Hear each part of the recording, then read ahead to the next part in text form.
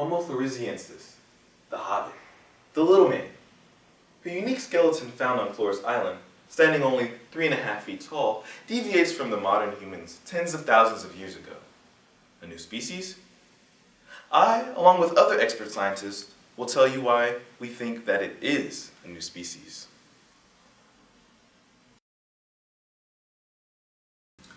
A species is defined as a group of organisms that can interbreed amongst one another. They have a large gene pool with a lot of genetic diversity, but not to the point where it deviates from the common and most basic features of that species. For example, sapiens, like us, contain a lot of the most basic and fundamental features such as bone structure, certain mitochondrial DNA sequences, but at the same time, we all may have different facial features, skin tone and color, and different hair. Now, in the case of Homo floresiensis, their gene pool deviated from the modern humans at that time due to speciation by geographic location. Geographic location is when a group from a certain population of species is separated from the rest because of a geographic barrier.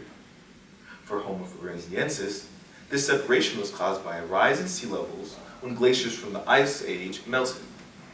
Now, this sea level rise resulted in land masses being surrounded by water and thereby forming islands which isolated the ancestors of Homo floresiensis.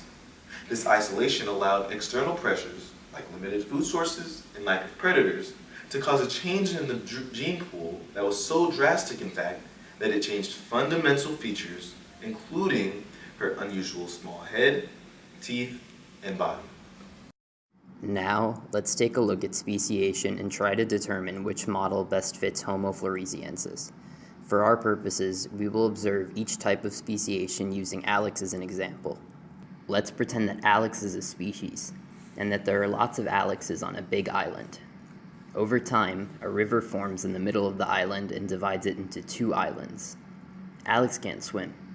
This means that Alexes on different islands can't mate with each other, and so the Alexes on each individual island diverge.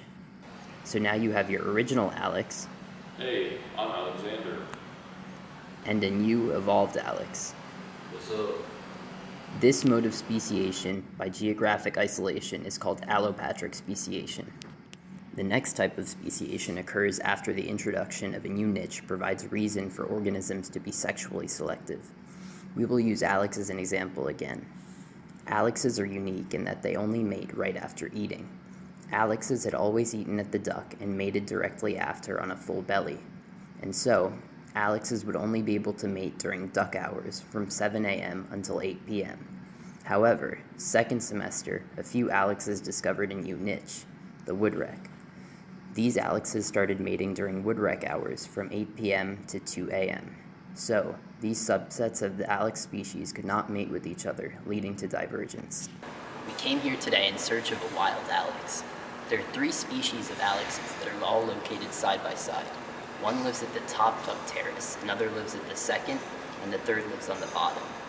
Alexes on each individual terrace will only mate with Alexes on their own terrace, and so their species will diverge. However, sometimes an Alex will stray from one terrace to another in search of a new mate. This is called parapatric speciation.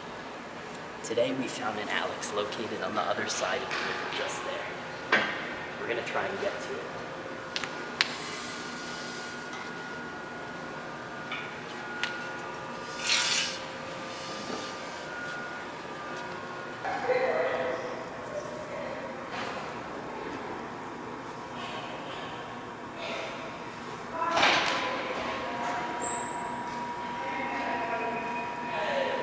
I think we've been spotted. Our next mode of speciation is called parapatric speciation, which occurs when a small part of a large population becomes geographically isolated. Let's once again pretend that there are lots of Alexes on a big island. This time, however, tectonic plate shifts cause a small part of the island to separate, forming its own island. The few Alexes on that part of the island now undergo rapid evolution to form their own species. Because the starting population on this new island is so small, all deviations from the original population become more pronounced in a short period of time, which is why the 2 species of Alexes look so different. After reviewing these different models, we believe that Homo floresiensis most closely follow parapatric speciation. Homo floresiensis were believed to have been hominids that were geographically separated from the rest of their population. These creatures were isolated on the small island of Flores. Because the island was small, one can assume the number of hominids on the island was significantly smaller than the size of the total population. This would have set up conditions ideal for parapatric speciation, as a small group of individuals were only able to mate amongst themselves. Today, we will examine the island rule and how it further points towards our previous notion that the fossil found on Flores Island was not a singular mutant human, but a completely different species. The island rule says that larger animals isolated on an island tend to shrink, while smaller animals tend to grow. Dwarfism factors include the notion that smaller size often occurs due to a lack of food and resources, also from a lack of predators, and also dwarfism is more extreme in herbivores than carnivores. For gigantism factors, large size helps advance digestive capabilities. Also, if predators exist, dwarfism is often stopped in herbivores.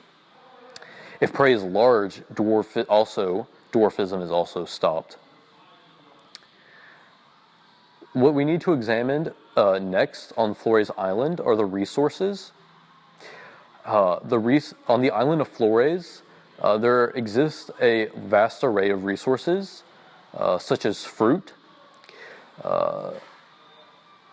So as far as predation, the Komodo dragon stands as the only possible predator of the Floresiensis people. The Komodo dragon will eat almost any animal, big or small. These include boars, deer, and even water buffalo. Additionally, they will eat one another if they cannot find another food source. One postulate which offers a solution to the Floresiensis problem with Komodo dragons is their use of tools.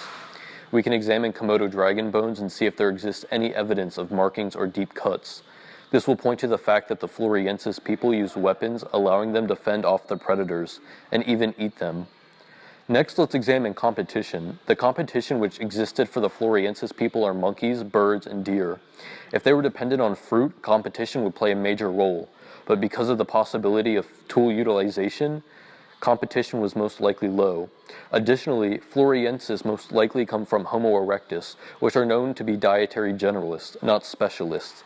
This means they were more likely able to benefit from multiple food sources. Why then would they become smaller if they had no troubles for resources? Let's examine their growth and development patterns to answer such a question. We know that the Floresiensis most likely come from the Homo erectus, which landed on the island of Flores a long time ago. We also know that the Homo erectus favors an ape-like trajectory, meaning faster growth and earlier sexual maturity. Therefore, it is likely Floresiensis had to maintain fast developmental rates, and this points towards the belief that food was abundant. This conclusion allows us to confidently conclude that the environment allowed for relaxed predation, low competition, and high-quality resources. Therefore, there is no reason for the Flores ancient hominid population to have favored gigantism. This further grants strong evidence towards our hypothesis that the Floresiensis stands as its own species, and is not just an incident of microcephaly. Here we are, standing at the location of the discovery of the Homo floresiensis. Since the first discovery in 2003, bones of teeth from as many as 12 other Homo floresiensis have been found. The bone structure of the Homo floresiensis helps provide evidence on why they are considered a new species. When looking at the feet of the fossil of LB1, researchers point out that the foot is exceptionally long relative to the femur and amphibia, proportions never before documented in hominins, but seen in some African apes. Scientists also measured LB1's humeral femoral index. To find the HI, you divide the arm length by the leg length and then multiply by 100. To put things into perspective, modern humans have shorter arms than legs, and their HI averages about 70, whereas apes and chimpanzees have legs and arms that are similar in length, causing their HI to be about 100.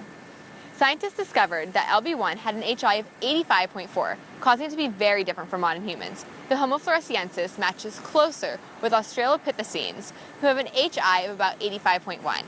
The wrist bones are also an important part of LB1 to look at. They are missing the pulmonary blocky trapezoid that characterizes Homo sapiens and Neanderthals.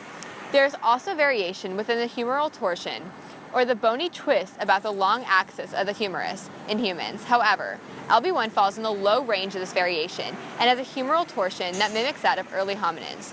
These observations refute the claims that Homo floresiensis are actually just modern humans with pathology.